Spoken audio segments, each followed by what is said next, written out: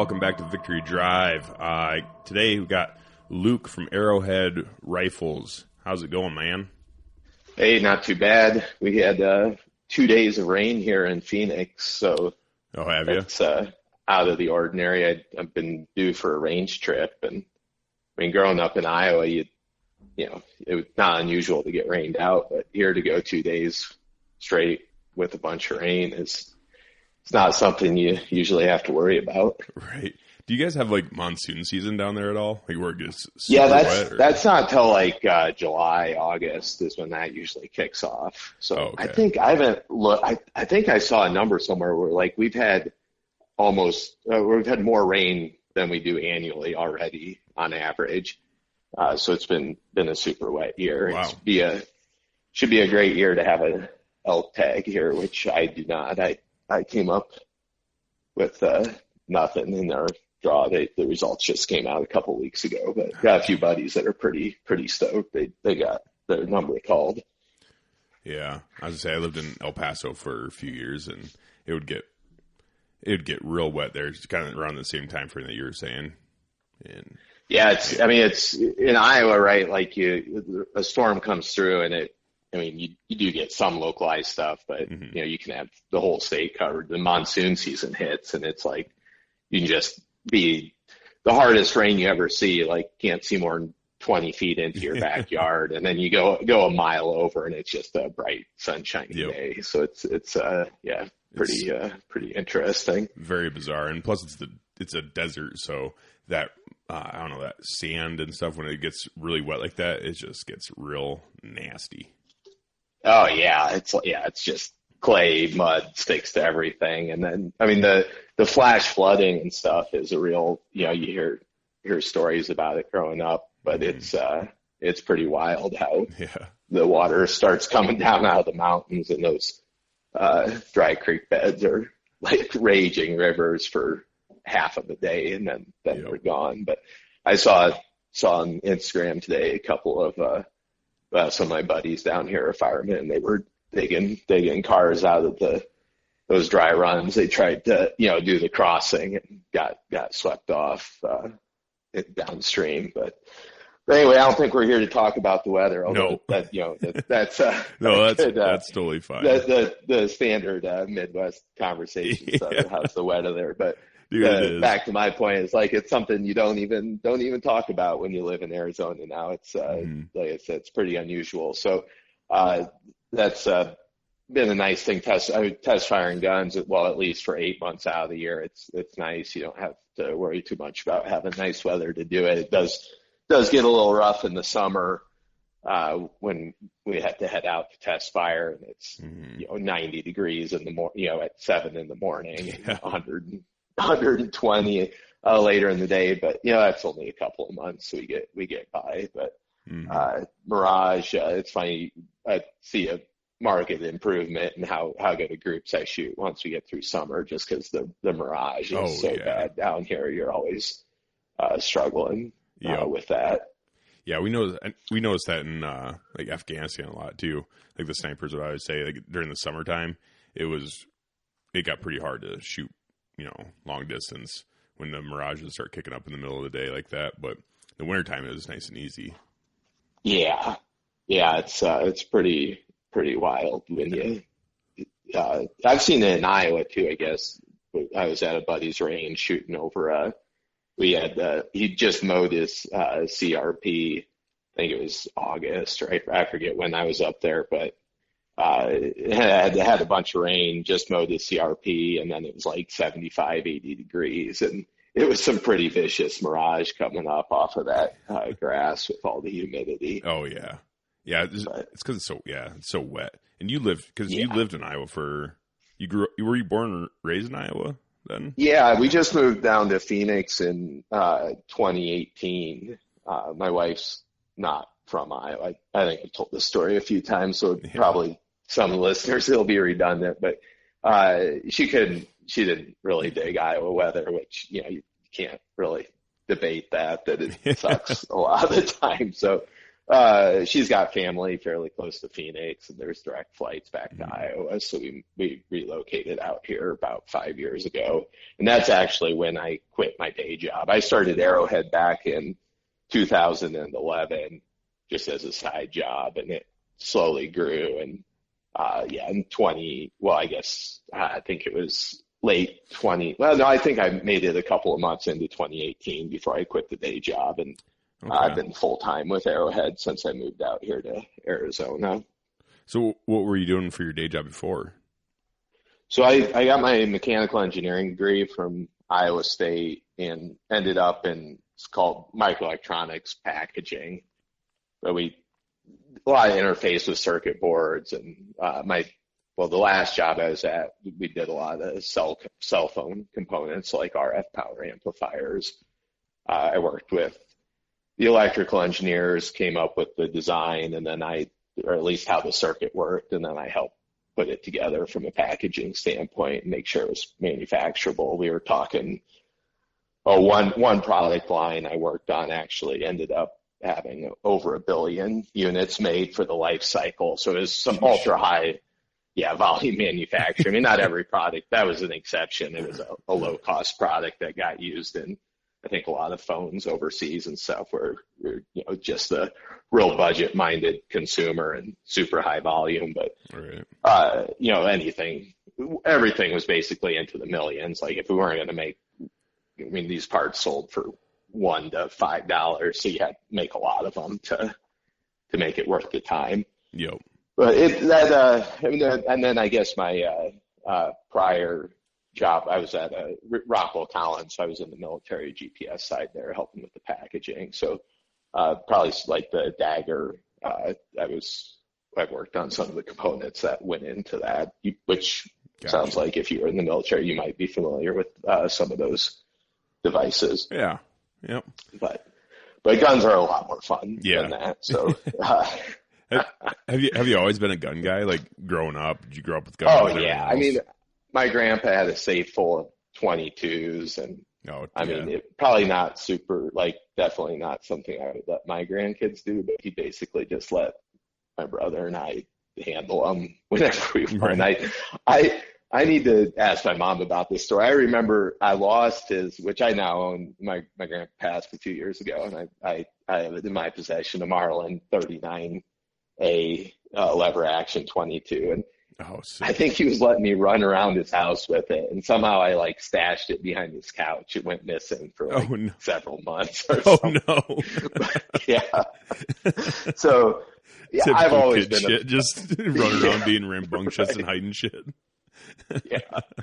So I've just always been obsessed with guns as long as I can remember, and just into tinkering, which it kind of segued well with the mechanical engineering degree. But Arrowhead got started back in 2011. I bought a Savage 10ML2 right after I graduated college in 2006, and Savage, it was one of the first high volume smokeless capable muzzleloader, and some of them shot great, some were not so good. And I had one, eventually I got it to shoot good, spent a lot of time on the internet researching how to get it to shoot. And I got it to shoot fairly well in its 50, original 50 caliber configuration, but it was really finicky. So there was some guys that had figured out if you rebarreled them to 45 cal, that was a much better performer. And there's a barrel company out of Oregon called Packnor. They're still in business, but they were doing pre-fit replacement barrels. But the lead time on those barrels, I don't recall exactly, but it was 12 to 16 weeks. You ordered one up, it took to get one in, which at the time seemed like a really long time to wait to get a barrel. But now I would pretty much kill for a 12-week lead time on a barrel blank in the current industry. But so I saw, the opportunity just to make a little extra spending money. So I ordered 20 of them, got a little bit of a volume discount, and was going to flip them. And actually those 20 were all pre-sold before they even showed up whatever it was, 12, 14 weeks later. Oh, geez. And then this is when you first started, right? First started. Okay. Yeah, I was like a $6,000 order worth of barrels. So there was like, man, are these going to sell? Like, it was a pretty big investment for me at the time. Yeah. But yeah, so those had deposits on them from customers before the batch even got there. So I started offering breech plugs and other muzzleloader parts, and the guys didn't want to do the barrel swap themselves, so I started doing that. And then 11 years ago, no formal gunsmith training. I'd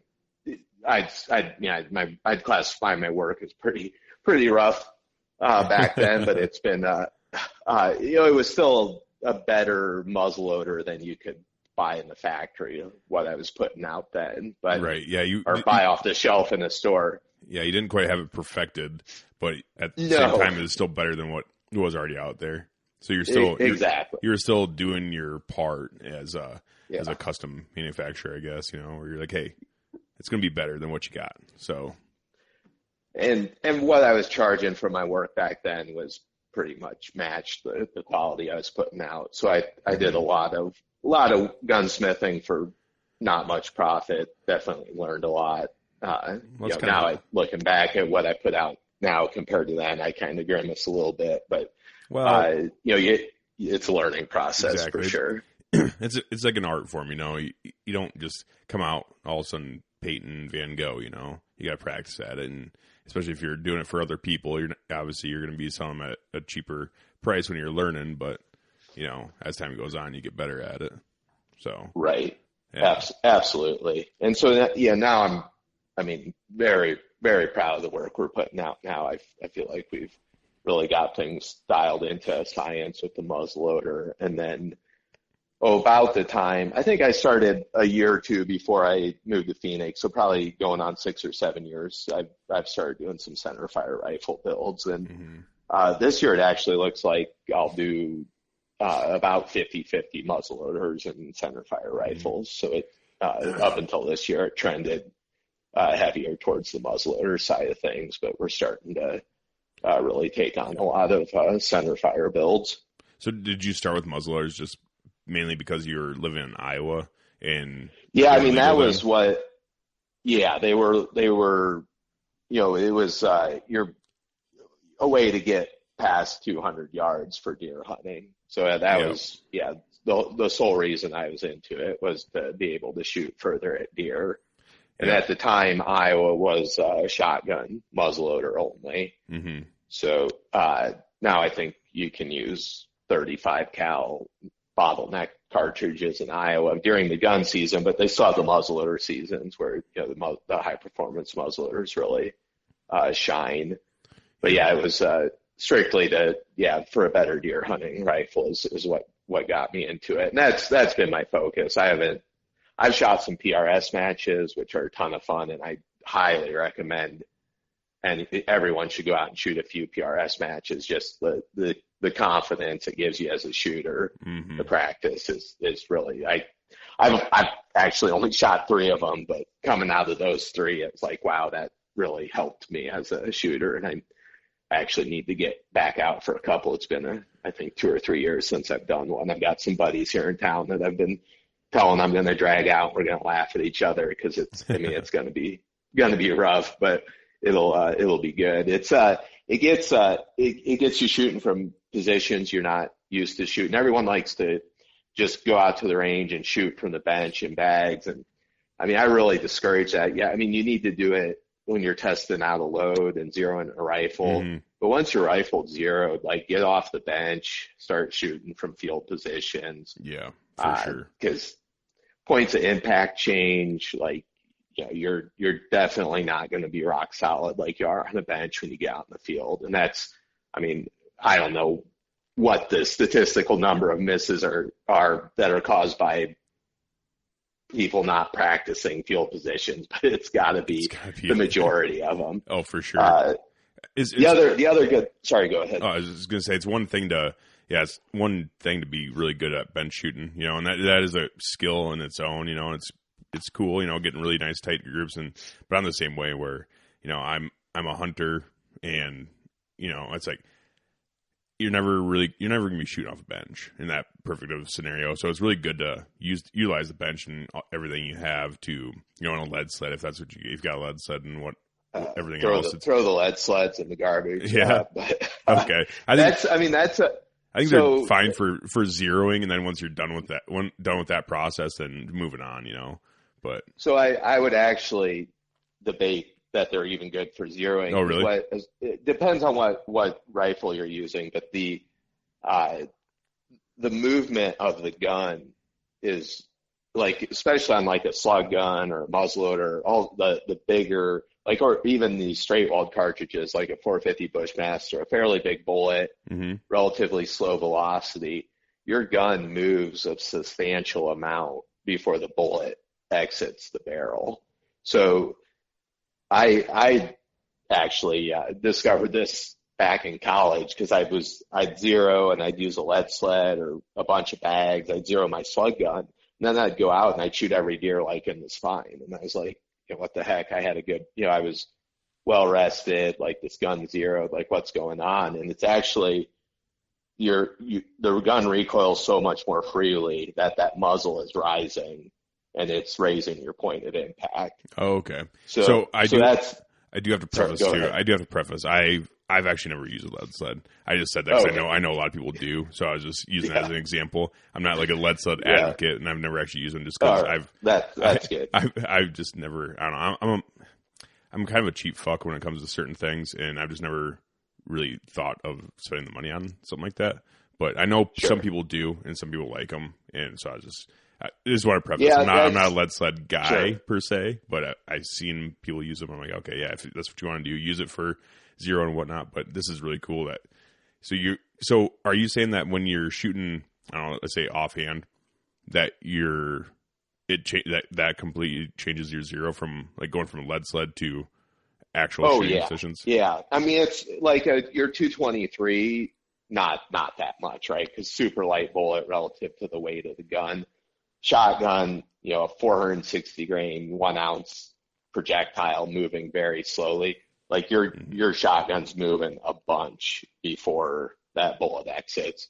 Brian Litz actually has posted in the last, if you follow Applied Ballistics on Instagram, highly recommend following Brian.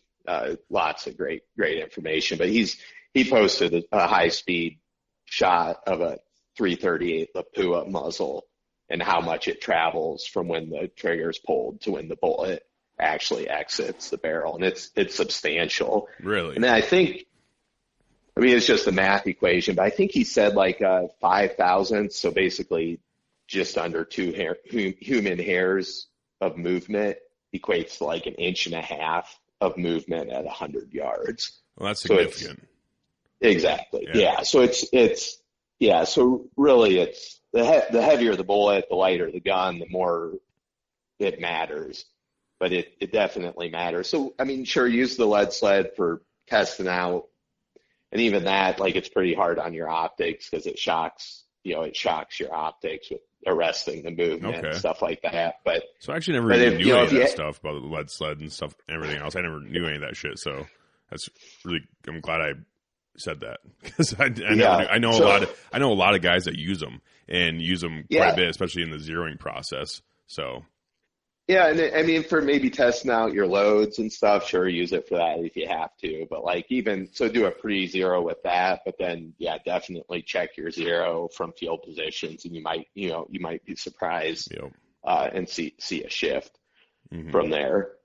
I've gotten to the point where I just kind of, I'll go to the the range and shoot these muzzleloaders 30, 40 times. And you just kind of gotta, don't tense up and just kind of roll with it. And it's not the worst. Of course, we have, 10 years ago, wasn't using much for muzzle brakes and stuff. Now we pretty much run a muzzle brake on everything we build now. And that definitely takes some of the punch out of them. Sure. That's one thing. With my shooting, I've always really focused on just, obviously being relaxed and making sure I'm doing my part as a shooter whenever I'm shooting. But what was this? I think it was 2 years ago now. But I was shooting my muzzler. I have a CVA Wolf, just a cheaper CVA Wolf. It's nice and definitely gets the job done. But man, I was using 150 grains of 777 in it. So I was like, okay, it had a good amount of punch. But then I went to the store. I needed some more powders. And I went to the store, and there wasn't any 777 anywhere in any of the stores. So I was like, fuck. And there were some White Hots. So I grabbed some White Hots, and I've heard that they run hotter, especially in the name. The name's White Hot. So you obviously know what I'm talking about, right? With the I'm familiar. Honestly, I've never used White Hots, but okay. I'm familiar. I know of them. Yeah. Okay, so compared to 777, black powder is a pretty significant difference because I loaded up with 150 grains of White Hots, and they're the pelletized form, so it's three pellets in the tube. Loaded her up, shot it. I'm like, oh my gosh, that's a significant difference. So I was kind of zeroing in, getting a little bit close, and I went to shoot my second shot, and that fucker came back and it bit me in the eye. And I've never been scoped before in my life, and that bit me in the eye. I'm like, damn it! I'm like, that kind of hurt. I'm like, geez, this is running pretty hot. So I went to run one more shot just to see where my 3-shot group was at. Shoot one more time, and that fucker came back again, and it smoked me in the eye so hard that I was like, damn it, this is ridiculous. I put my hand up, and it was just covered in blood. I ran inside, and I was dabbing it up, and I could see my skull through my obviously cut in so deep. I'm like, geez, Louise, this is crazy. So I put some butterfly sutures on it, went back out to the range. I'm like, I think I'm just going to run this at 100 grains. And lower it down. And my groups were off. They were kind of zinging them a little bit too fast, I think. So I lowered it down to 100 grains. I'm like, okay, that's where I need to be. But man, I did not think it was going to be that drastic of a difference between 777s and White Hots. Yeah, that's surprising. Yeah, the one thing, like the rule of thumb or whatever you want to call it, but more does not always equal better performance with the muzzleloaders. Like right. The other thing is barrel heat. It can really get you when you're running a Sabo. Was actually going back to that 10 ML2 I bought. I got it in August, ran out to the pasture and started shooting and just load and shoot. And it was like spraying bullets everywhere. And it's the higher performance the muzzleloader with Sabo, if you're shooting Sabos, the more it matters, because the higher the pressure, the more the plastic Sabo has to withstand. If you heat that barrel up, the plastic gets soft. And that's actually an issue with shotgun slug guns too, is if you heat those barrels up, and the Sabo in the shotgun will start to degrade. Our muzzleloaders now, we actually run a copper bullet, lead core bullet that goes straight to the barrel. There's no Sabo or anything. It's just sized precisely for the barrel. So heat's not a real factor. I mean, you can shift your point of impact a little bit, but I mean, I can go out here in August and shoot sub MOA groups basically as fast as I can load and shoot the gun. Jeez. So it's pretty awesome. Yeah. But that is awesome. So when you're talking about Sabo, like the difference between Sabos and then running your solids or whatnot. So when you're shooting Sabos, that's not, if you have a 50 cal muzzleloader, that's not a 50 caliber slug that's coming out then. Correct. Usually I guess they make a variety, but typically it's a 45 cal bullet in a 50 cal Sabo, 40 cal bullet in a 45 cal.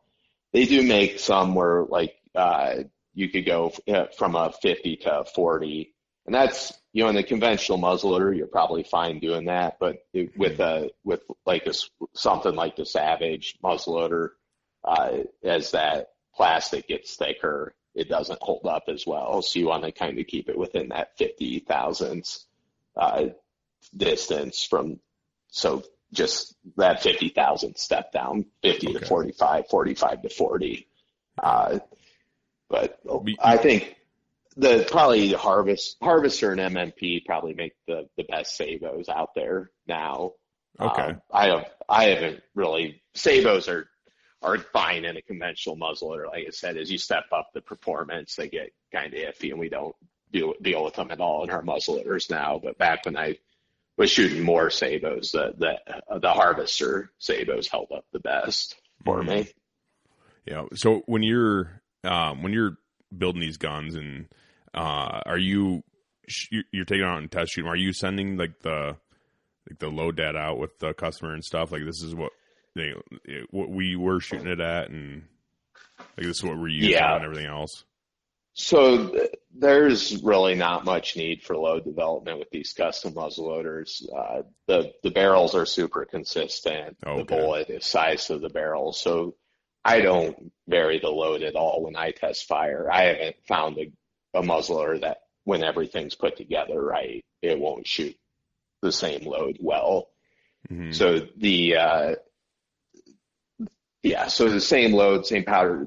And a lot of the reason for that is like you start with a center fire rifle, and you've got the head space of the cartridge, the neck tension of the bullet in the brass, the throat, the jump to the lands, your primer seating depth. I mean, there's just all these factors that go into center fire accuracy. Yes. That go out the door with the muzzleloader, because you're starting the bullet right in the rifling. Mm-hmm. And I mean, it's typically these muzzleloaders we build are the most accurate gun that someone owns, and that's guys that have lots of custom rifles come back to me saying that the consistency out of them is just ridiculous, because we've taken so many factors out of the equation. Oh shit. With them. Yeah. Wow, that's amazing. Yeah.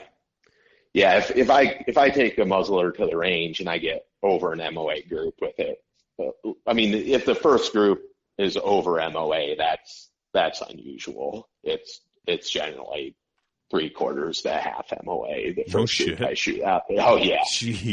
With no load development. I mean, it's ridiculous. Damn. That gun I built for Trump Jr. 3 or 4 years ago, it was a heavier build. So obviously the heavier they are, the easier they are to shoot. But it kind of goes back to where we talked about like point of impact shifting from lighter guns. We were talking 300 grain bullets going 2,800 to 3,000 feet per second. So they rock pretty good. Dude, that is so fast. And the carnage is unreal. I mean, it's like kind of like prairie dog hunting for deer. Like, jeez. If you want to eat shoulders, stay away from the shoulders. Yeah. We'll put that like, just go for headshots and right. A couple hundred yards. It's pretty gruesome at times, but I took that gun. I was just goofing off with it. I think it was August here too. It was hot. I know. I put 15 shots through 3/4 of an inch with that thing. What? Oh yeah. Oh my God, dude, that's crazy. So I'm rocking my CVA Wolf, and man, I'm pretty stoked if I get, a 3-shot group within an inch. I'm pretty happy with that. Yeah, which would be. I mean, that's like, man, that's shooting fucking good today. Yeah, and that gun's. I mean, it's just apples to oranges. Really. The gun's completely different. Yeah, it works. It works completely different. It's just a complete apples to oranges, because smokeless and black powder. It's just that in itself makes things so much different. Right. Now my guns they do perform well with Blackhorn 209 as well. Okay. That you do take a velocity hit and you're cleaning more often, but they're we're still running 2,500 feet per second with a 300 grain bullet and holding sub MOA accuracy. Everyone asks me like, how far can your gun shoot? And ring and steel at 1,000 yards is no problem. They'll do that all day long. The wind calls are, just like anything, is where it gets tough. Right. With that big that big of a bullet too, that's running down range. I mean, it's going to catch more air. It's just the way it is. So. Yeah. It's not a 6.5. Right. Exactly. And we were talking like half the ballistic coefficient roughly of your 6.5. Yeah. So it's still impressive for a muzzleloader, but you got to be on your wind game. So I mean, I personally feel like 400 or 500 yards is pretty doable for most guys, as long as the conditions aren't super windy. But you know, I have guys push it further, but I think that 400 to 500 yards is generally a good max. It's funny because guys will go out and who aren't really into shooting. Good friend back in Wisconsin that's got one of my muzzle loaders. He's like, man, my gun was just shooting way to the right at 400 yards. I'm like, was there any wind? And it's like, oh, not much, maybe like 5, 6, 7 miles per hour. Yep. And he was like 8 inches to the right. I'm like, yep, that's about that's more than enough to push you that far at 400 yards. Right. Yeah. So that's crazy. But that, in this day and age, I mean, that's really the limiting factor for, you know, whether it's 500 yards with the muzzle loader or 1,000 yards with the center fire. You know, you can get your Sig Kilo or your Swaro EL range or the Revic, the name escapes me, but the Gunworks Revic rangefinder. As long as you got the right velocity and the correct numbers in there, I mean, getting the drop out to 1,000 yards is not a challenge. It's how good can you call the wind? And I mean, there's wind meters and stuff, but like out here, the wind is never the same in two places with the canyons and the cuts. And absolutely not. Like maybe here in Iowa where it's like, you know, you can see your dog run for 2 miles, you know, right. That's a little different, but man, that's one thing that's, wind calls are tough. It is tough. Yeah. And you can and it's great, you know, get your Kestrel or whatever you have and gauge the wind from your position because that's the best information you have. But at the same time, you still gotta think, you know, especially if you're shooting cross canyon, like you were saying too, out there and, you know, in mountain country, it's like the wind is going to do completely different shit. And you just got to you basically just got to get out there and shoot in those conditions to know what's going on and get more experience. That's the only way you're going to get close, especially if you want to do long range shit. Like if you're into long range hunting and stuff. Me personally, like when I'm hunting with a rifle or something, I try to keep it. If it's a center fire, I try to keep it within 400 or 500 yards. Is kind of my happy zone with, you know, when it comes to hunting. But, you know, I still like to be able to shoot out, you know, 600, 700, 800 yards and just know, because, you know, you never know what's going to happen. Maybe you get it's the biggest bull of your life and you shank your shot at 400. It's like, and then you gather your senses and he's out there at 650. It's like, it'd be nice to be able to confidently put another round down range if you already injured him, you know, so.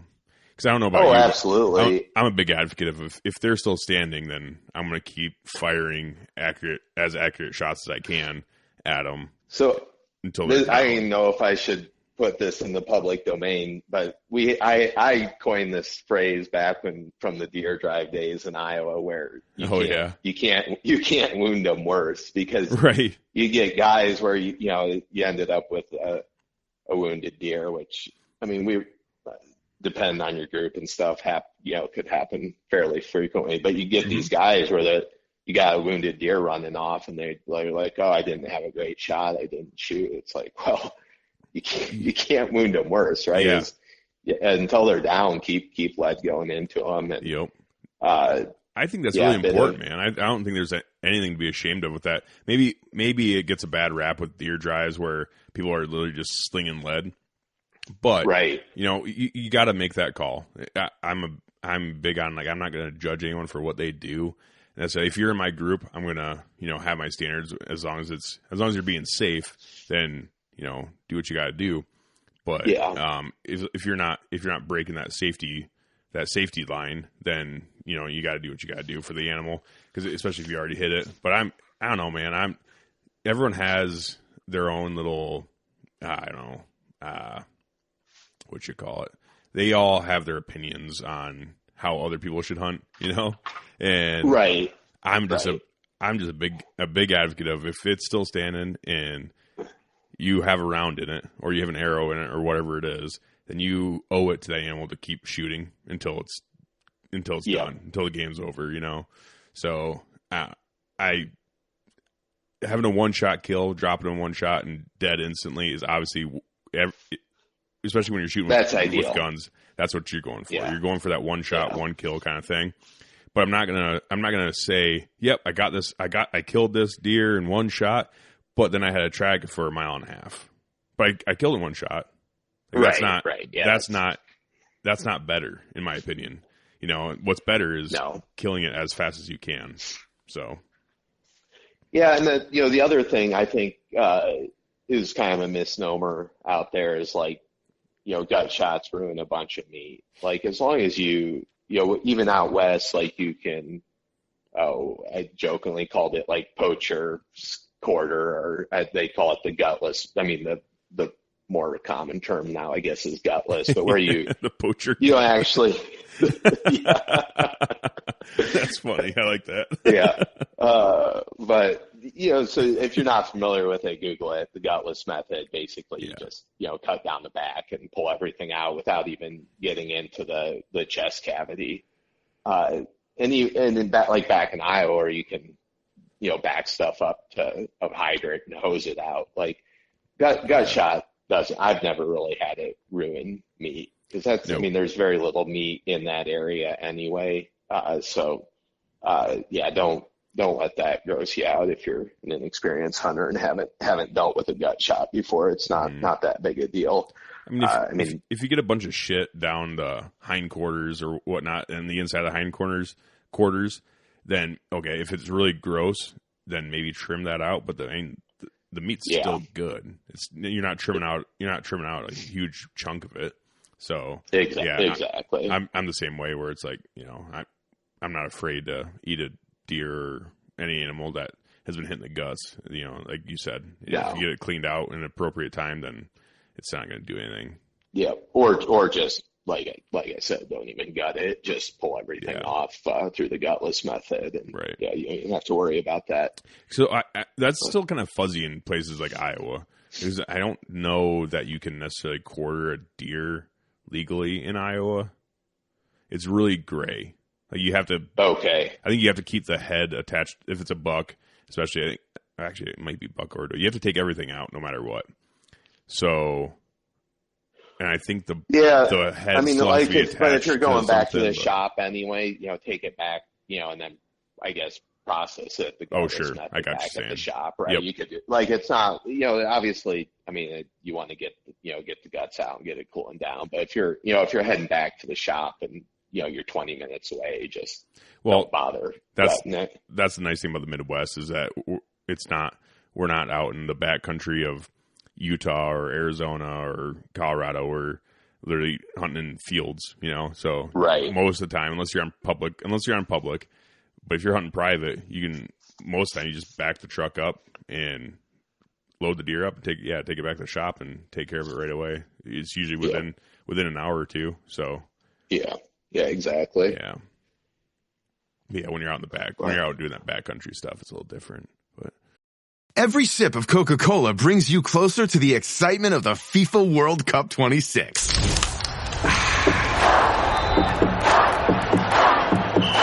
Because nothing compares to the joy. So grab a Coke and drink in the FIFA World Cup 26. No purchase necessary. 13 plus in 50 U.S. states and D.C. with a web-enabled device. Ends March 1st with 8 entry periods. Rules at cokeurl.com/soccer rules. But yeah, getting back to like wind calls, I think when we were talking last week before when we were setting up this podcast, I was telling you about the Tuesday I shot at 760. Yeah. I mean, there was no wind where I was, and there was no wind where the deer was. But I knew just from, we had been up on top of the mountain glassing when I found that buck, so we knew I knew there was a right to left wind, and I mean, there's ways to look at mirage and try and figure out the wind. I'm not anywhere capable of doing that yet. It's one of the things on my to-do list to get good at. So, it was a little bit of a guesstimate, but that's where we were talking about shooting big calibers, high BC bullets to make up for some margin of error. But absolutely. I held into the wind and it worked out. But it was also a part where I did, it took 2 shots to, the first shot was a little back, I didn't give it quite enough for wind, but I had someone good on the spotter. So we, gave me a wind call for the second shot, and, that one was dead on. Yep. So that's a big part of long range shooting too. Don't just go out there by yourself and start flinging lead. It's really important to have someone on the spotter that can actually help you make the corrections if you do need a follow-up shot. Yeah, absolutely. If you're out there by yourself, I really think that you really need to cut that distance down. So especially if you're, shooting like a 300 Win Mag or a 300 PRC, where you're probably not going to be able to call your own shot effectively. So, but if you have a spotter or someone that's right there with you when you're doing the shooting, then it's a completely different ball game, honestly. So yeah, no, I would agree with that 100%. That your distance gets cut when you don't have a good spotter. Yep. What were you shooting when you were out there coos hunting? That was a 300 Norma mag. 300 Norma mag. That's right. Yeah, I couldn't remember if it was a 300 PRC or if it was the 300 Win Mag. 300 Norma. Okay. Yeah. Yeah, my other buddy takes his 338 Lapua down. Yeah. This year it was, I had my 300 Norma, and my 2 buddies that went down with me had 300 PRCs. But, we didn't do any tracking this year. We'll put it that way. No. But it's nice having a little margin for error. The Lapua is overkill, but I just built that buddy that 338, and he wanted to take it on a hunt. Oh yeah, so that's why he was hauling it around. But dude, there's really no such thing as overkill. No, you can't kill them more dead than dead. So exactly. Yeah. I did last year. I did have a 6 Creedmoor I took down as well. A couple of buddies used that on deer. Actually, my one buddy Brian Bentz, he killed I had a couple inches broke off, but still scored like 119, which is giant nice. for 16.5-inch spread. It was just a beautiful buck. But he killed that at 420 and shot it, put it right through the vitals. It took off running, and Brian cycled another one and shot at it running at 420 or 450. I don't know. It was, I forget what the range the second shot was at, but the deer was dead on its feet. But he domed it right through the back of the head out through an antler on the second shot. Yeah. Thankfully, it just put a hole through the rack. It didn't actually knock the antler off. So it's got good character mount now. He actually just picked it up. It's fresh in my memory because he was here last week with it. He just picked it up from the taxidermist. But yeah, it's got a nice little 6 Creedmoor hole through the one antler. But, yeah. Oh, that's funny. I mean, it's one of those things like we were just talking about. You already had a round in them, so it's like if you can get another shot, then get another shot in them. So they're absolutely. And I know like a lot of guys I talk to, like, obviously we're not going for headshots here, but if you hit them in the head, like they're not going anywhere for sure. Then right, it's like it would never necessarily go for a headshot, but it's one of those things where okay, because I'll tell this. I don't know if I told the story yet or not. But Iowa just opened up a late January rifle hunt, and so we're allowed to use like centerfire rifles after the late muzzleloader season, and it's for antlerless deer only. And so I went out during that just because I'm like, well, I got this 6.5 Creedmoor that I wouldn't mind shooting a deer or two with, and I could use a little more meat in the freezer. And so I went out, and I was out hunting with a buddy, and it's actually the last 7 minutes of light. Because I remember I set the timer on my phone after I started going after this deer, and I was chasing after her, and I got pretty close to her, and there's this little bit of a hill right there, so I couldn't see her. But I knew she was right there, so I just kind of started. So I crouched down and started cresting over this hill, and right when I saw her, I set up, and it was pretty fucking dark because, like I said, it's the last few minutes of light, and I shot. and I didn't know for sure if I hit her or not. And she took off running, and then she pretty much immediately bedded down in this tall grass. And I still had some time because the timer hasn't gone off on my phone yet. So I started going towards this grass, and she bumped up, and she's running straight away from me. Like I said, I did not know if I already had her on it or not. So I wanted to take the one last shot before, I ended shooting light, and I started tracking. And I shot as she was running away from me, and she just balled up. I'm like, oh, there's that. And then my alarm went off probably within 30 seconds or a minute, like probably 30 seconds to a minute after I took that last shot. I'm like, geez, that was cutting it close. So I went up to her, and I ended up doming her on that last shot. But I was like, nice. Well, hey, put her down. So, and a 6.5 Creedmoor to the head is not pretty, but especially when she was within, I don't know, I think she had to have been about 60 yards when I shot. Oh yeah, that's point blank. Yeah, it was brutal, but it put her down, and I didn't have to track her. So, but yeah, the headshot. Everyone has the perception that like if you do a headshot is either a miss or a kill. Like I can confirm from some stories in the past that like headshots are not. I mean, they're not 100% hit or miss. There's that you can definitely create a giant fiasco.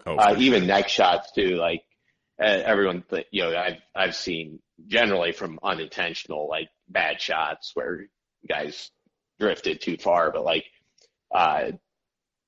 half the neck is non-vital, right? And the spine actually runs low in the neck on deer, where like I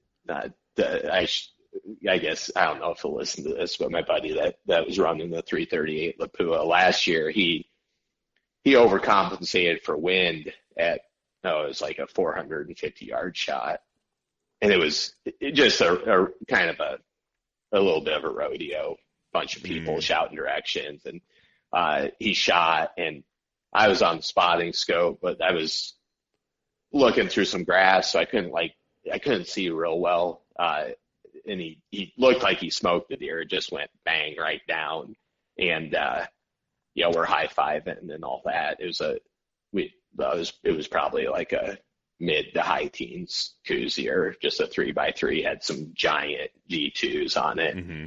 And the Cowboys went down to haul it up to the top of the mountain, and to get some pictures with it and stuff. And we were getting the gear packed up, and all of a sudden the radio ranch owner's like, the deer's still alive. And they're like, they're going to knife it. And the Cowboys were. And then all of a sudden, like, the radio chatter gets, very excited, and we look down there, and the deer's up on its feet, and they were like, I don't know, I'm not sure what the plan was down there, down in the valley, but before long it gained full use of its legs. Oh no. Gone.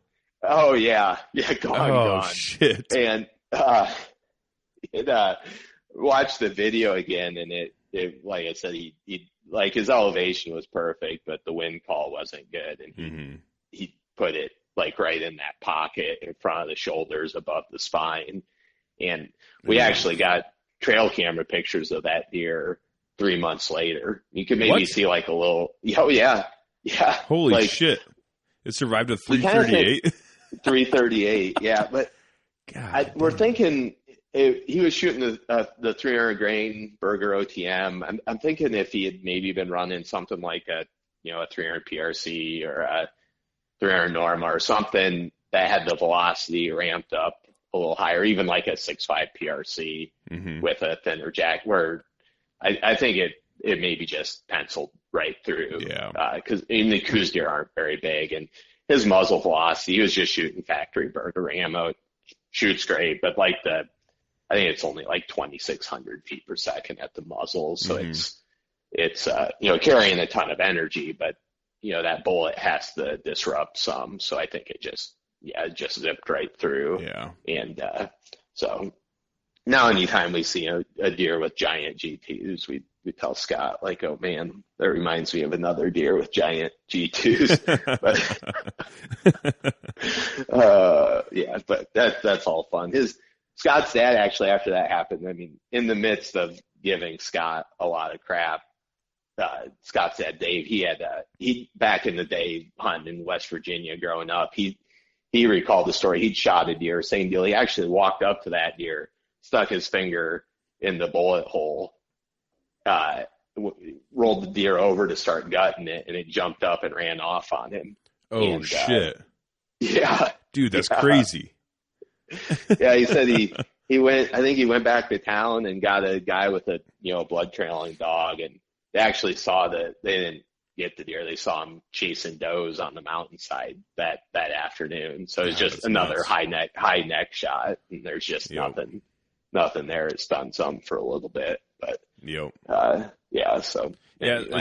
It sucks when that happens. It's obviously not what we're going for, but everyone's had some shit happen like that, where you end up wounding a deer or an animal, and shit happens kind of thing. You just try to move on and make better shots next time. But with as far as the headshot thing goes, yeah, I've seen some pictures and videos of deer that have like their jaws blown off and stuff. I'm like, oh gosh, that's not great. That's not a good look. Yeah, you don't want a deer, not a good look at all. You don't want a deer out there starving to death basically with a blown off jaw. It's like, what is he supposed to do then?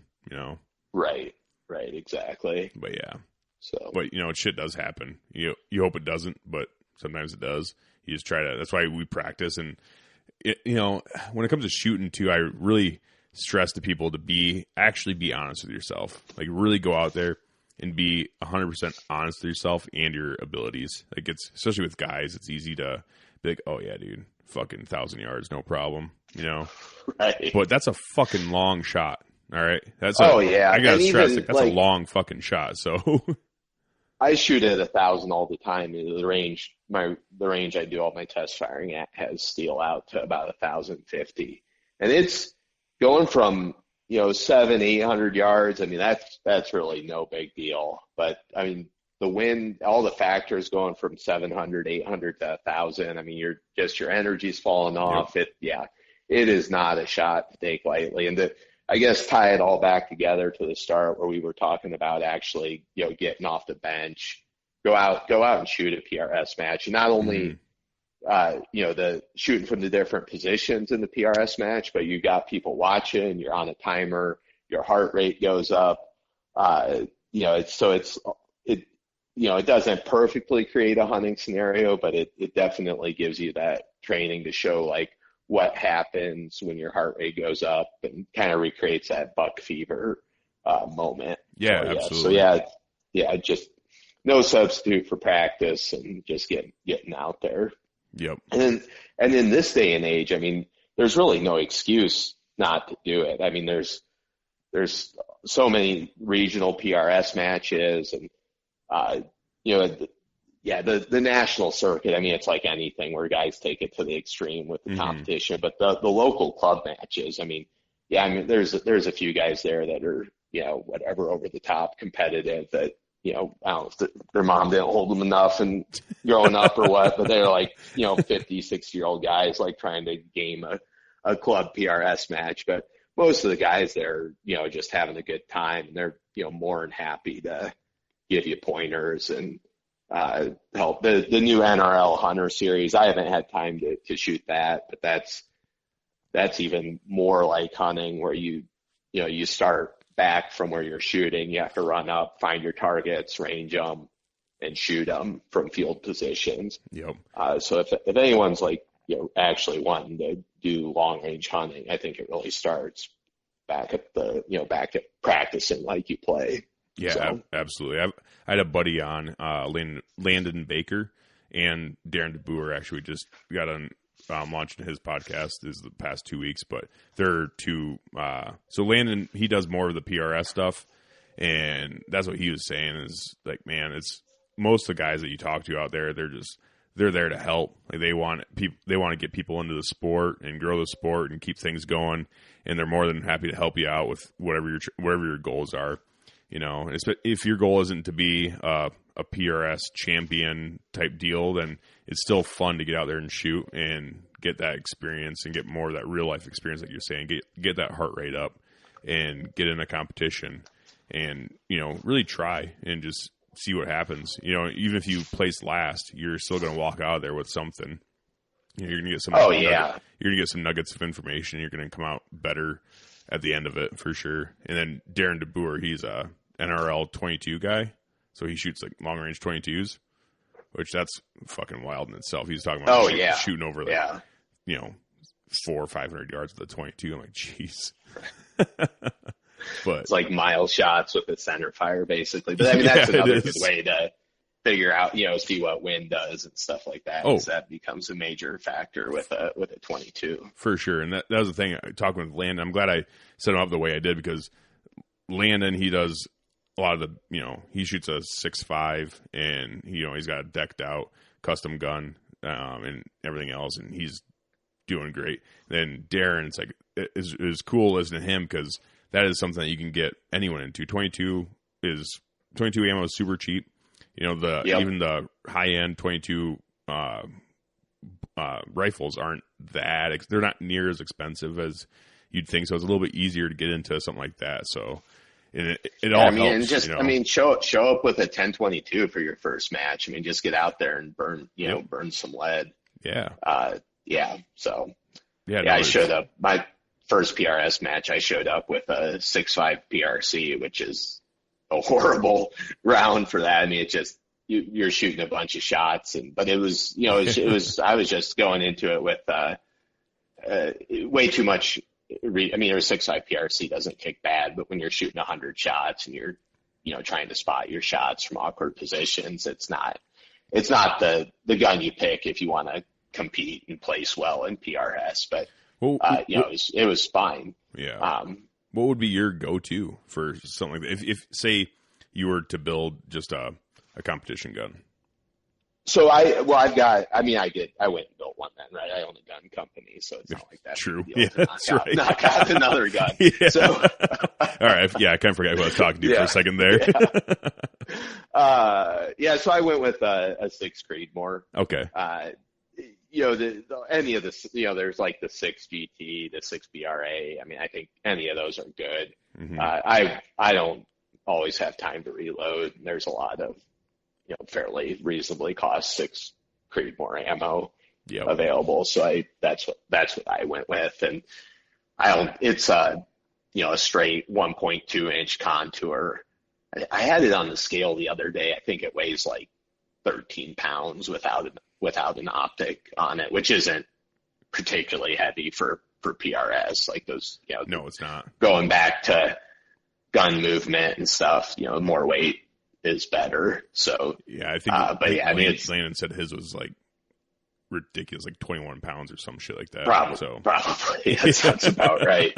It's awesome though. I mean, you just sit there with that 6 Creedmoor. I mean, it doesn't even move. You just, even at 100 yards, you can watch the bullet hit the target pretty much. So, we're going to go out. I guess I just bought 2 cases of the Hornady, I think 108 match, for that gun. So I was talking about dragging out a couple of my buddies to that match. We're going to see if we can't burn up that barrel with all 3 of us shooting the same gun for a match.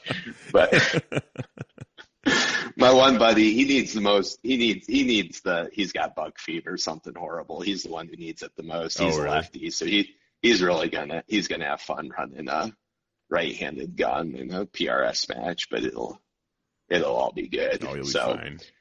Oh yeah. But it's just, that's where I can't emphasize enough. Like, just make the time and get out there. And I mean, really the first time I went out there was another guy in my group. He showed up with a 308 ADL. So he was top loading, you know, he could fit like 3 rounds and he had to top load the rest of it. I mean, I probably wouldn't. He wasn't having a ton of fun. Like, you know, with 2 minutes to get 8 shots off, he timed out every time. Yeah. But I think he went into it with the wrong expectations. Like, he just got frustrated because he wasn't getting all the shots off. Like, who cares if you don't get all the shots off? You know, just if you're there for self-improvement, sure, show up with that gun, but don't show up with the expectation you're gonna get all your shots off in the allotted time. But Yeah, if you're just going there for self improvement, then go there with what you got. And that's the thing too. There's no reason to, if you're like, you can totally shoot these PRS matches with just your standard hunting rifle too, and just go out there and have a good time and meet some new people and shoot your gun. You can get, because that's the thing with bow hunting too. I'm really into bow hunting as well, and the more you just spend time with your weapon, whether it's a bow, a handgun, a rifle, a muzzler, the more time you spend with it, just you learn everything that there is about that weapon, So you're just going to become better with it, and you just need to spend the time. Don't just go out and zero your rifle and then be like, yep, it's zeroed, put it in the safe, and don't touch it until season starts. Get out there and spend some time with it. Exactly. And that's a really fun way to go out there and spend some time with your rifles and stuff, is to go out and shoot some matches. I've never shot a match, but I've done, I don't know. I'm going to someday. I just haven't yet. But, that 6.5 Creedmoor would be perfect to get out there and shoot a match with. So yeah, I just have a cheap Ruger American, but I mean, man, that honestly, for the price of that gun, it's pretty damn decent. I mean, it's not every factory gun is going to shoot great. I mean, that's kind of the plug for a custom rifle for me. It's like, if you have more time, you value your money or your time more, and for it's an honest trade-off question for people. Like, if you've got time, then buy a couple of factory guns and shoot them and see which one shoots good. If you don't have a bunch of time but you got the money, then that's what you're buying from me, is the guarantee that it's going to shoot great right out of the box. But yeah, there's lots of, I mean, if every factory gun shot as good as the best factory gun, I mean, it put a major dent in the custom market. But for sure. I hear a lot of horror stories too. So you never know. It's like that Forrest Gump box of chocolates. You just never know for sure what you're gonna get. But, that's there's just, I mean, in this day and age, the opportunities out there for shooting and stuff it's incredible compared to what it was 20 years ago. Oh, absolutely. Yeah. I don't know, PRS and shooting competitions like that, weren't a thing back when I was younger. It was just, we had our local conservation club that you could go and shoot 22s at. I think they had a 22 season where they'd shoot inside, indoors during the winter with 22 handguns, and I don't know, it's more of like a gentleman's match kind of thing.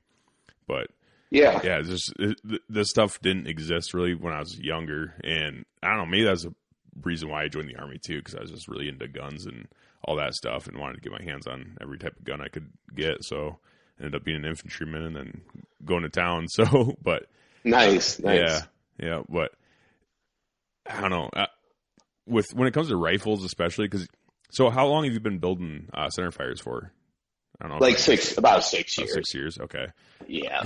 The thing with me is, when it comes to factory stuff, for me personally, I really want a custom rifle someday, because it's one of those things where you can pass it down. It's like, it becomes kind of like a family heirloom at that point, to have one just nice custom gun where it's like, yeah, this is, you put the money into it, and I don't know, it's just something cool about that. But with factory guns, it's like, I really draw the line. Like, there's some really good factory guns out there, getting up to the $1,500 to $2,000 range. But if you find a factory gun that's over that $2,000 mark, then you really should probably start looking into custom guns, just because you're going to get such a better quality rifle for a little bit more. I don't know. I mean, granted, it's probably about double, but the difference between a $2,000 factory gun, like a Browning X-Bolt, we'll say, just for example, the difference between that and like a $3,000 Christensen Arms rifle, it's not that drastic. But when you compare that X-Bolt to like a $4,000 custom gun, it's significantly different. So yeah, absolutely. I think I think we're kind of at even this year, we're starting to see everything go up a notch, where like $2,000 isn't there's a lot of, I'm not real up to speed on the cost of mass produced factory guns, but I think from what I've been hearing, $2,000 is kind of run of the mill, commonplace. I'm not saying it's the budget model, but there's most of the manufacturers are offering something that cracks $2,000. So yeah, as you said, you're already going to spend $2,500 or $3,000, maybe save your money for an extra year or whatever, and actually get exactly what you want from someone that is going to build a gun that shoots. And obviously we stand by what we do here at Arrowhead. I'm actually up to three employees now. I've got nice, a full-time gunsmith, and then a lady that ships all of our component orders. That's a big part of Arrowhead is we do a lot of component sales, triggers, a lot of trigger tech triggers, Hawkins, scope bases, bottom metal, and then a whole bunch of muzzle loader accessories. We still do those replacement barrels that I started with, and then a host of other things. And then I've got a guy that's running the phones for me just so I can focus on running the shop better. But back to going with a smith, I'm very proud of what we do at Arrowhead. There's a lot of good smiths out there right now. So, guys should shop around, find someone they're comfortable with. There's a lot of hacks out there too. Oh, yeah. So, oh my word. I've seen some stuff. I actually was, I had a guy, I told Jake, the guy who runs the front office for me, send this guy a bill, invoice him for these gun parts, and I'm like, knock off $75. He's like, why are you discounting? I'm like, I feel bad for the guy because he had just had an experience with one of those hacks out there. And, oh no. Yeah. So he was like, yeah, the guy had butchered a gun for him. He was having a bunch of problems with it. So I'm like, yeah, just whatever. We'll try and help him out a little bit. I just feel bad for the guy. It's that Iowa nice in me, I guess. But so definitely do your research and don't. I'd say with optics, a lot of times it's fairly safe with optics to say price equals value. With custom rifles, price does not necessarily equal quality. There's a lot of stuff, a lot of very inferior stuff out there that's as expensive as it gets. I'm not pointing fingers at Gunworks. That's one of the more expensive ones out there. Gunworks is very innovative. Nothing but good things to say about them. So don't read in. Yeah, if anyone's thinking I'm pointing fingers at a company like Gunworks, that's definitely not the case. It's generally more the smaller to medium-sized companies out there that really put out some sketchy stuff. So just like anything, do your due diligence. And talk to, don't just buy something and not talk to someone that's got a product from that person and find out, do they answer the phone after you get the gun? Was everything up to snuff? So there's a lot of horror stories out there, but a lot of really good smiths out there too. So for sure, yeah. There's a lot of people that are into it and getting into it and stuff, and I totally agree with everything you just said. Is there anything that you would look for, just do a quick look, look around?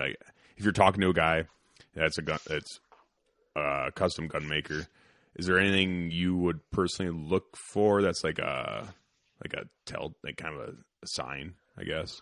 I don't know. I've run into, oh my word, that might be another podcast. The some of the stories. There's guys out there have sold pictures of mine and pawned them off as theirs. I had one weirdo ordering parts from me it was the same guy who had shared pictures, pawned off. There was pictures of guns I had built on his website.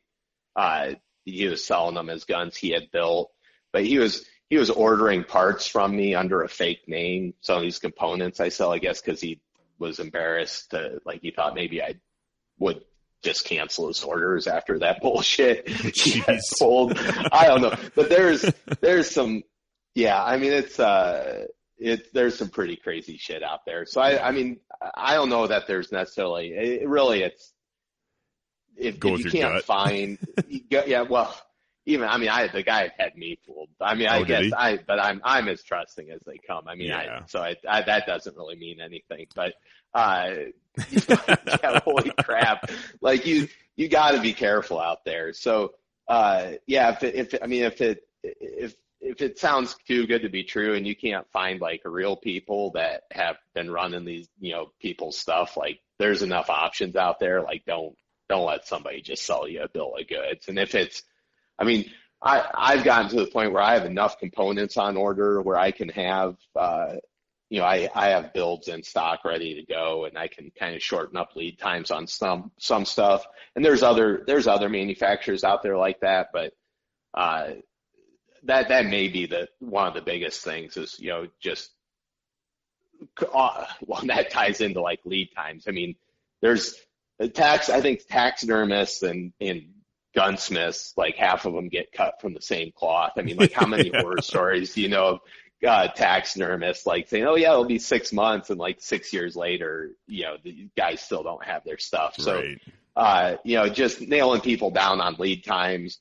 If they don't have the parts in house, especially in this day and age, or like have like, oh yeah, because I have outstanding POs with companies from like a year ago. So I continually have a cycle of actions and barrels and stocks coming in. But if a guy doesn't have that stuff in house, I mean, it tells you it's going to be 3 or 4 months, I mean, he's just full of shit, because a lot of this stuff has taken over a year, or, at least 6 to 8 months to get in house, depending on what it is. So yeah, but definitely the references thing, I would say, is the biggest thing you have to go off of. Yep. That's how I ended up wanting to kind of talk with you, I guess, because a buddy of mine, Lee he shoots one of your smokeless muzzleloaders, and he took, I don't know, I don't know how many years ago it was, if it was 2 years ago or what. But he shot a monster 2 years ago. Yeah, 2 years ago. Yeah, he shot a monster buck with one of your muzzleloaders, and he just was in love with it. And he was telling me some of the things about what he's shooting, like, just the velocity that he's getting out of it. I'm just like, that is insane. 'Cause I'll be honest with you, I am not a muzzleloader expert. I am not a smokeless muzzleloader expert. I don't really know shit about it, and that's why I love talking to guys like you, where it's very interesting. It's amazing how you're getting that much velocity out of a muzzleloader and getting that much accuracy out of a muzzleloader too. It just blows my mind. And yeah, when he was talking about it, I'm like, I need to talk to this guy. So nice. Yeah, but that's one of those things, like reference. He shot a huge buck at, I think I don't know what yard you shot it at, but it wasn't super far. But he just swears by him now. He's like, this is the best thing since sliced bread. And you can't use them in every state. There's a lot of states that actually outlaw smokeless muzzleloaders, but yeah, well, that's as of this recording, right? Everything's subject to change, but like the Midwest is pretty lenient on that. Iowa, Kansas, Nebraska, Illinois, and then moving east, same deal. There's Michigan, I think, is Blackhorn only, but you go out to the Southwest, and actually, like I said, my guns are still smokeless powder capable. So Utah, Arizona, Nevada, New Mexico, Colorado has a 50 cal requirement for elk, but you could still use the 45 cal for deer. Now, Colorado, Nevada, and New Mexico they don't allow scopes. You have to use you use an iron sight on them, but there's a lot. That's no problem putting a good peep sight on them. Yeah, but there's a lot of versatility across the country with them, even though you might not be able to use smokeless in some of the states. We talked, you can still get close to, right around 2,500 feet per second with a 300 grain bullet using Blackhorn 209, and that'll do an elk at 500 yards, no problem. Yep. And that's the thing too, with those states that don't allow scopes or optics, and you have to use iron sights. It's in my opinion, it'd be better to get a more expensive custom muzzleloader from like a guy like you, where it shoots way flatter than anything you can get out of the factory. So if you're shooting irons, it's like, I don't know, it will almost be more of a selling point to get a really nice muzzleloader, just because you're already already at a handicap there without not having a scope. Yeah. The trajectory on these makes 300 yards without, like, Gunworks, they have their Revic XO peep, which allows dialing. The 45 is so flat where you're 2.5, 3 inches high at 100, you're dead on at 200, and like 10 inches low at 300. But you can accomplish that just with holdovers without having to dial. And I mean, if back to being honest about our effective ranges, like I'd say 99% of the people, 300 yards is plenty far for them with a peep sight. So absolutely, and especially since the whole allure to a muzzle hunt, especially in those western states, is that I know, like, for Colorado, it's during the archery season, like later in the archery season, so you're hunting them closer to the rut and stuff too, when it comes to elk, but I'm sure deer and stuff too. Like, you're getting in there earlier before all the center fire, like, rifle season starts, so you're getting a leg up in the season because you're taking a handicap with the muzzleloader kind of deal. But honestly, with like an Arrowhead, when talking with you, an Arrowhead muzzleloader is not, I wouldn't even necessarily call that a handicap, besides only getting one shot every, I don't know, 45 seconds, however fast you can load it. Right.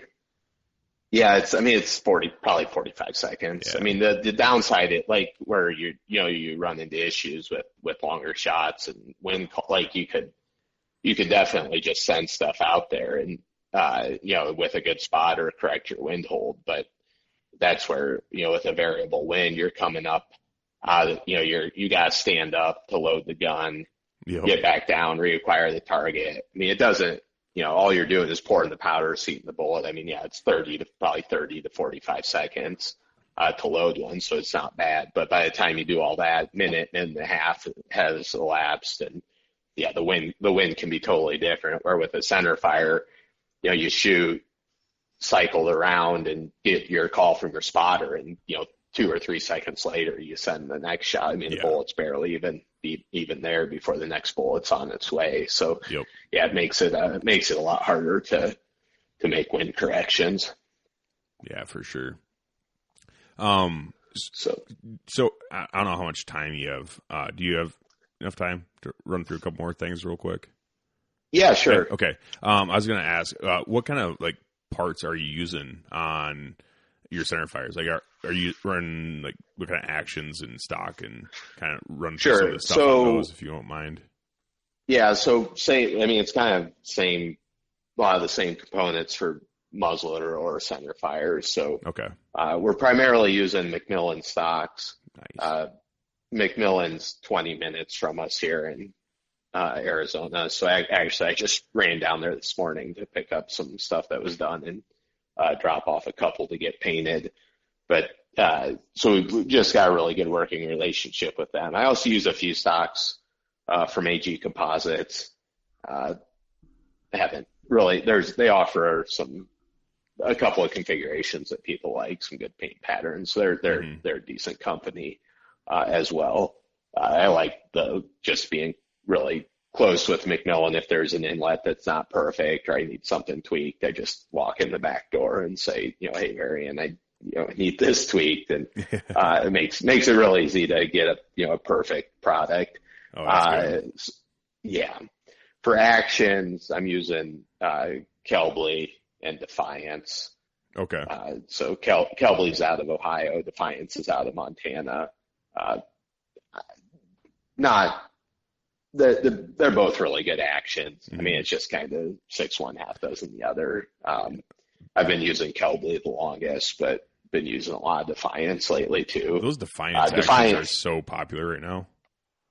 Yeah, they're the number one. We'll see what happens. They did just come under new ownership. Did they? Back Extreme Outer Limits bought them. Actually, same guy who bought Macmillan like 3 or 4 years ago when Kelly Macmillan retired. Extreme Outer Limits. Did he have a hunting show? Yeah, I think okay. I think he does. I think I was just watching them at work still today. does.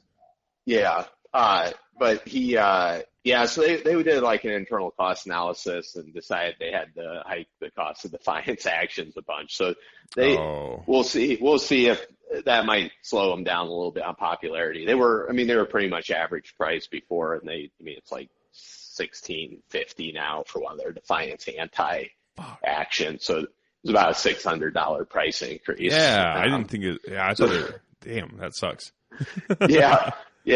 Thankfully I still have, I have a few, that were old pricing, not through all of those yet, but, so we'll see how that does for them moving forward. But as far as like the quality of the action, they're Defiance and Galblade both really good. Oh yeah. But, both of those companies take really good care of me if there's an issue, and, anything like that. Barrels, pretty much using Brux barrels, and then Preferred barrels. Preferred's a newer company. They're out of Utah. They're really big on carbon barrels, right? Yeah. They do a lot of steel barrels too. Actually, they just started doing carbon like less than a year ago. They had carbon available prior, but they were subbing it out. They just brought carbon in-house recently. Okay. But they've really got it dialed in. Their wrap is super consistent. Yeah. You probably saw some of the barrels there at the Iowa Deer Classic a couple weeks ago. Like, they're nice.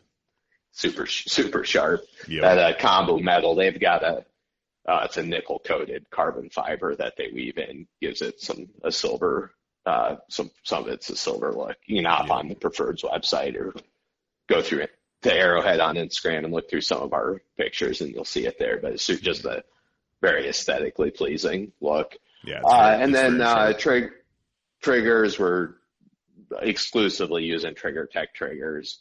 I've been using those for 5 or 6 years now, and been really happy with how they perform. I personally love their 2-stage triggers, which for guys who don't know that, like your like traditional trigger in a Remington 700, Winchester Model 70, whatever, is a single stage. Mm-hmm. And that, as soon as you start pulling it, once it breaks, it fires. The 2-stage, with your military background, you're probably familiar with 2-stage, where there's a bunch of creep, or it's not really creep, that's the first stage. But then when you hit that wall, right after it break, after you hit that wall, as soon as you go any further, it's going to go off. And I like the 2-stage just because you're out hunting, your fingers are cold, you're excited, you're running, say a 2-pound, 1.5-pound trigger. Like, you don't have much margin for error as soon as you touch that trigger. The 2-stage lets you, that first stage lets you address the trigger, know you're on it, and then, as soon as you hit that wall, it's going to fire. So I think practically it's a better trigger for hunting situations. Yep. Some people can't get used to it, but I love it. I've always kind of, I don't know, I'm definitely more used to a single stage trigger, just because that's the most common.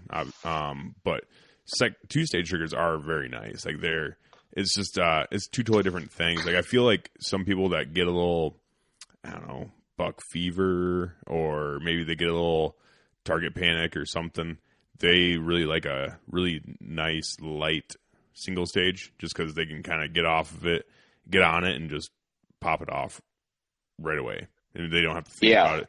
But it's a 2-stage, you really have to get in the mindset of like, okay, here we go. You start pulling. It's almost more of like a back tension release. Like if you're a bow hunter, if you get on a back tension release, you hit it and you just pull until it goes off. It's like a single stage. It's kind of like that, where you're feeling that slack, you're getting back there, and then you're hitting that wall, and you're like, okay, here we go, and then doosh, and it goes off. But I don't know. I'm much more used to a single stage, but I've definitely shot quite a few 2-stage triggers as well, and they're just different. You just got to get used to it, if that's what you got. Yep. There's definitely pros and cons to each side, for sure. Yeah. But, awesome, man. Well, I really appreciate you coming on. Is there anything else you wanted to hit on real quick before we get out of here? I want to take up your whole night. So no, I think that pretty well covers it. Yeah. It feels like it was a good conversation. Yeah. Hopefully the listeners find it entertaining. And I think so. Yeah. I have faith in the listeners here at Victory Drive. They're, grade A people, and they always have good feedback. Well, so, no, I think it went great, man. You're a wealth of knowledge, and I really appreciate you coming on and sharing some of that with everyone, and definitely showing the difference between talking the difference between a factory gun and a custom gun. It really is different. If you've never shot a custom gun or been around them, even if just holding them, you can just tell it's a completely different rifle. It's just from everything from the fit and finish, you can just tell. So definitely check you guys out. Like I think I'm really interested in you guys' muzzle loaders. Obviously living in Iowa, but man, I do love me some rifle shooting too. So yeah, it's maybe a 35 wheeling. Yeah, there you go. It's a fun one for Iowa. I was gonna say that is a barn burner. yeah, like 3,000 feet per second, 200. That's Kyle there in my booth at the Iowa Deer Classic. He's had one for a couple of years, and I think I think within like 2 hours of opening day of the youth season, the first year they were legal, they shot a deer with one. So they're pretty sure they had the first 35 wheeling kill in Iowa. Oh, I'm sure they did. Yeah. No, but I was talking to him quite a bit about that. And yeah, he loves that gun. But it's a cool cartridge. And like if your practical range is, if you only feel like you're a 400 or 500 yard shooter, like if you're living in Iowa, and you might go out west, like a 35 wheeling will kill an elk at 400 or 500 yards, no problem. Mm-hmm. Where you could, you don't necessarily have to. Maybe you could buy one nice custom and get by with it. But anyway, I think we're gonna head down another tangent if we go too far on that one. But maybe if you want to come back on again someday, we'll go down that rabbit hole a little bit more too. Get into some ballistics and stuff for sure. like that. That'd be fun. Awesome. Cool. Well, I appreciate it, man. If there's anything you want to plug real quick, go. Yeah, no. We're Arrowheads on Instagram, Arrowhead Rifles, YouTube, website arrowheadrifles.com. We're actually YouTube. We haven't been refreshing the videos much lately, but we actually finally got a little video studio set up. We're gonna start putting out some info content, how-to stuff on the YouTube channel. So if you want to hop on there and give us a follow, that would be great. But thanks for the opportunity to come on, Jacob. Enjoyed bullshitting with you. And we'll stay in touch. Absolutely, man. Anytime.